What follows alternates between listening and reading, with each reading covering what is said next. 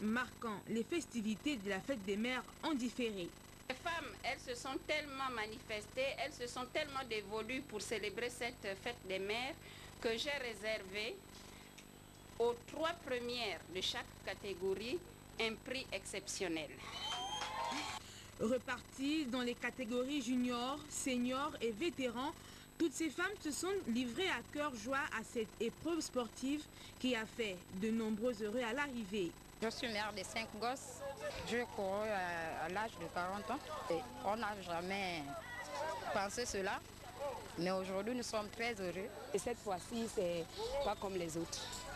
Là, cette fois-ci, il y a beaucoup de choses, il y a beaucoup d'organisations et il y a beaucoup de femmes qui se sont impliquées. On sent que toutes les femmes sont avec Madame le ministre. Nous sommes contentes. À toutes ces mamans des Timboué, de nombreux lots ont été remis par le ministre Célestine Ogewa, assez pour renforcer le panier de la ménagère. Le deuxième temps fort de ces retrouvailles a été une conférence débat axée sur la sensibilisation des femmes. Nous voulons construire des familles gabonaises solides. Il y a lieu donc de protéger les adolescentes et de protéger également les veuves et les orphelins qui étaient considérés dans nos sociétés traditionnelles comme des catégories sensibles qu'il fallait à tout prix préserver des affres de la société. Après le sport et la sensibilisation, place à la fête. Sur ce, le rendez-vous est pris pour l'an prochain. Enjeu des prochaines élections législatives, je vous l'ai dit, dans la province de Logoué-Ivindo, le thème a guidé les travaux du séminaire PDG à Makoko à l'initiative des cadres politiques du département de l'Ivindo. Le reportage, nous vous le présentons sur les images de Victor Mundunga, envoyé spécial. Arrivé à l'aéroport et passager de Makoko, du secrétaire général du Parti démocratique gabonais, Faustin Boukoubi, a donné le temps de ce séminaire sur les enjeux des prochaines élections législatives dans la province de Logoué-Ivindo. Ici au bord de l'Ivindo, les pédégistes ogivais ont voulu envisager l'avenir en confiance à la veille d'une consultation capitale. Une initiative des cadres du département de l'Ivindo, en tête desquels Emmanuel Francky-Sauzet, ministre du budget, initiative saluée par le secrétaire général du PDG Faustin Boukoubi. À Makoko, il s'est agi pour tous et chacun de rendre compte des enquêtes de terrain menées auprès des responsables de base de cette formation politique. Pour nous accompagner dans cette réflexion, nous avons sollicité l'expertise de 5 chercheurs ogivins. Les militants du Parti démocratique gabonais ont le devoir de marquer un arrêt afin d'identifier les acquis à sauvegarder et les faiblesses et autres écueils qui entravent la conquête de tous les sièges du député de notre province. Le PDG se porte bien dans le département de l'Ivindo, malgré la relative disparité du taux de participation constaté au cours de 7 ans derniers. 62% dans le deuxième siège, 61% dans le troisième, mobilisation bien en deçà dans le premier siège qui s'étend sur Makoko et le canton d'Angloli, la moyenne 51%.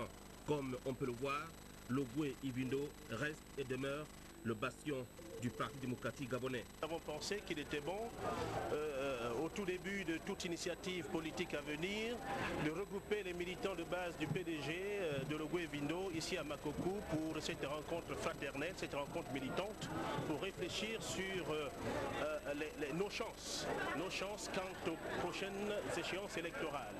Donc c'est ça le premier objectif. Le deuxième objectif, c'était de recevoir de personnalités jugées apolitiques des éléments de réflexion pouvant être intégrés dans notre stratégie visant à l'obtention du maximum de sièges dans la province.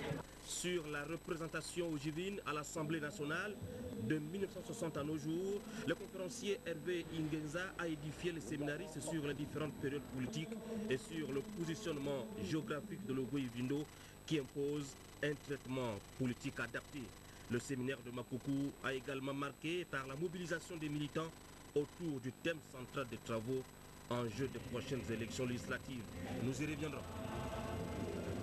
Voilà, nous y reviendrons au cours de nos prochaines éditions d'information. Nous enchaînons avec l'inauguration d'une passerelle entre les habitants du CI et derrière l'école normale supérieure de Libreville. La cérémonie inaugurale de cette œuvre d'art s'est faite le week-end dernier. présidée par la bienfaitrice en présence du président du Rassemblement pour le Gabon, Cyril Bertrand Ngaleko, Jean de Dieu Mamboun. C'est au quotidien les pieds nus, chaussures à la main et braver la chaussée insalubre aux odeurs nauséabondes. C'est désormais qu'un souvenir lointain pour les populations de la CI située derrière l'école normale supérieure qui viennent de bénéficier d'une passerelle. L'œuvre est celle de Marie-Rose Méligue-Mengwa. La cérémonie inaugurale de cet ouvrage d'art a eu lieu en présence du président de ce parti, le père Paulumba Abessol, et sous le regard des habitants de ce quartier, visiblement satisfaits. À mon sens, les gens se font insulter. Ce n'est pas possible. Vraiment, pour moi, de ma vie dans ma contrée, tant qu'ambitieux tel que je suis, madame, je te demande encore de continuer.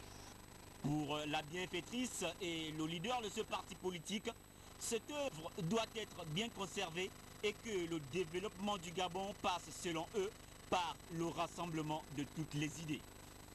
Aux populations de CI et des ENES, je vous demande tout simplement d'en faire bon usage. J'espère que cette passerelle durera.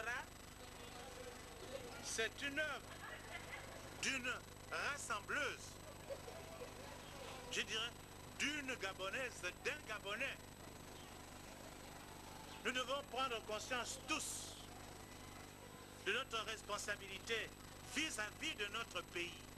Si l'aménagement de cette voie constitue un ouf de soulagement pour les riverains de cette zone, les animaux domestiques ici, habitués des lieux, ne trouvent plus leur compte du fait de la salubrité qui désormais vient de prendre corps à cet endroit.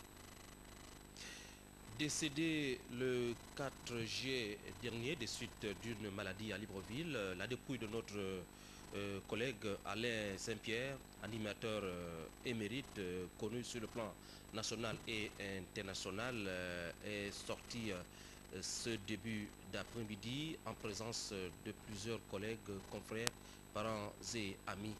La douleur était à son comble il y a quelques heures, comme nous le rapporte Yves Saint-Oyuno et Chrislin Maïnda. Décédé le 4 juillet du mois en cours, Alain Saint-Pierre et ses proches ont encore quelques heures pour se dire au revoir ici.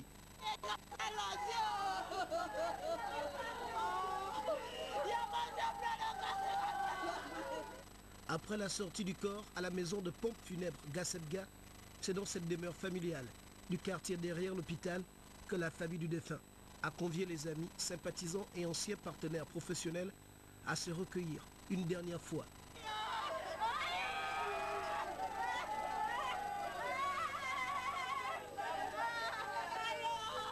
Autour d'Alain Saint-Pierre Monjo, tous défilent pour un hommage mérité.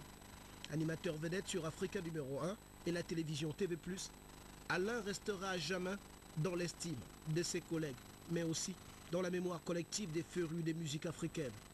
À 53 ans, l'artiste s'est éteint au centre hospitalier de Libreville en laissant derrière lui tous ces hommes et femmes en pleurs. Maître, entre autres, sur l'émission Kilimanjaro et sur Safari Ambiance, Saint-Pierre aura suscité de nombreuses vocations et encadré beaucoup de jeunes animateurs au Gabon. Sur le plan international, Alain Saint-Pierre, c'est un nom qui en dit long, une référence sûre.